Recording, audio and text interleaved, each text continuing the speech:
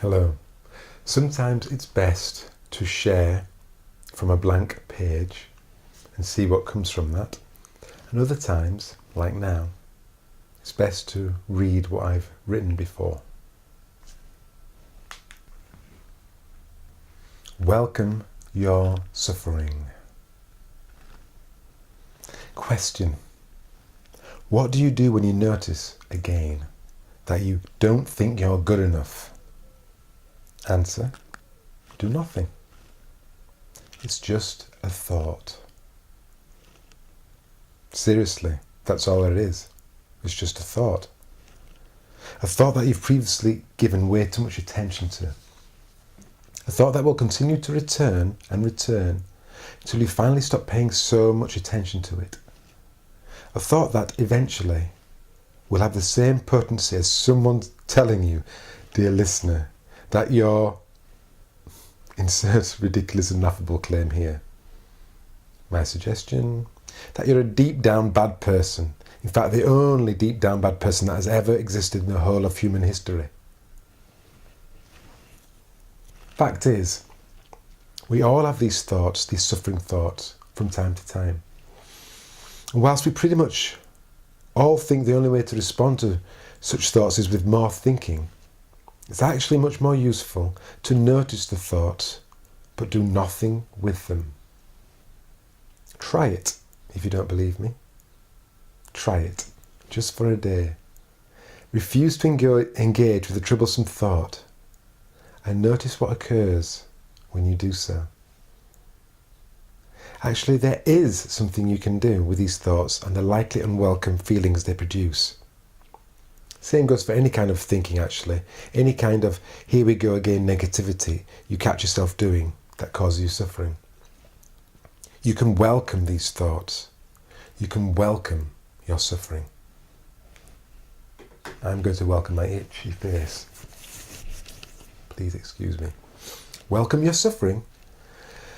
Sometime in 2013, as part of preliminary coach training I'd committed to, Michael Neal's Super Coach Academy, that finished in September 2014, I had this powerful, liberating aha feeling that can be summarised badly in words and questions thus.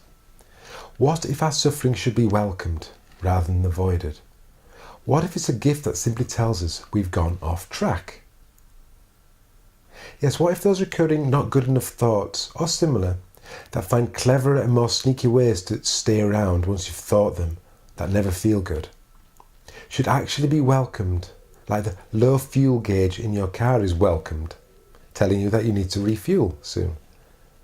Wouldn't it feel so much better then when you catch yourself thinking, here I go again with my what's wrong with me as a partner thoughts? Or whatever thoughts you repeatedly have in your head, wouldn't it be so much more fun if you welcomed them and even laughed at them and chortled at them, rather than resisted them? That bit was an ad-lib. My suffering example. I had this kind of welcome your suffering thought last year when I was thinking of my relationship with a recent ex. We broke up in early 2013, and for a while our contact reduced to a bare minimum, the odd weekly text message. But still there was the thread of connection between us, this thought we might get back together again. And obviously, to me anyway, this place of not knowing what could still happen between us, this space of denial, caused me a great deal of suffering. All this changed though as soon as I had this aha thought feeling about suffering. Suddenly I felt liberated from my suffering. Suddenly I was thankful for the pain that came and went as it chose, all seemingly independent of what thoughts of my ex came into my focus, what thoughts I determined important to hold on to. Suddenly, coming from nowhere it seems, I had this glimpse of my own invincibility. No matter what happened with me and my ex, no matter what happened in any part of my life. Suddenly, the suffering transformed into guidance, into something telling me that what I was making of the thoughts that were flowing through my head about my ex were off, were not serving me. I wasn't accepting the situation as it patently was. Instead, I wanted the situation to be different. It wasn't different. ergo, suffering.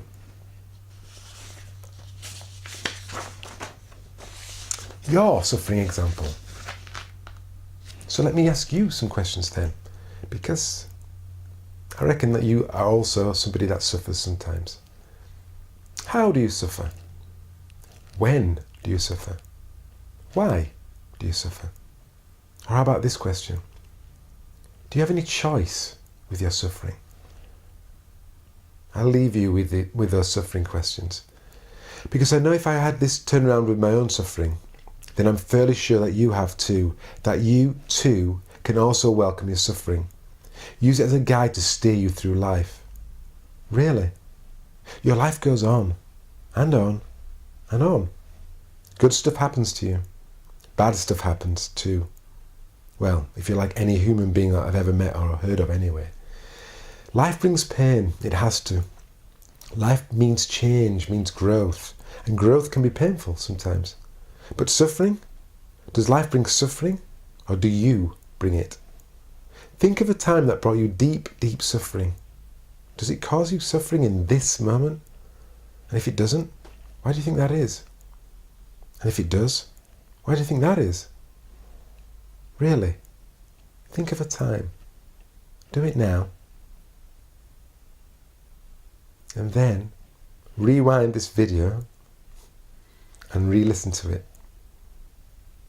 And look at Willie Nelson's wise words that will follow on at the end of this video.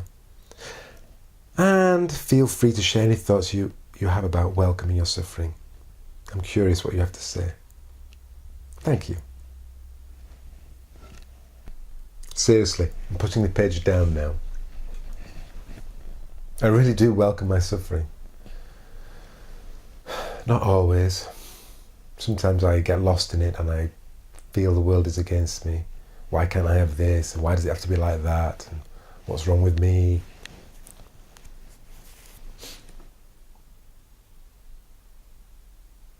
Most of the time now, I'm welcoming it.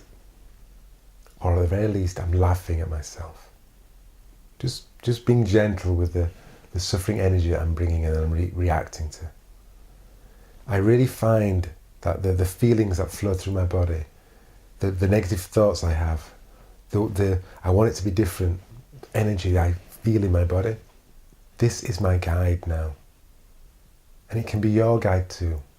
It really can. I'm serious. Really. Welcome your suffering. Just try it. Even if it's just for today. Just try it. Okay. Thank you. Thank you very much for watching the video.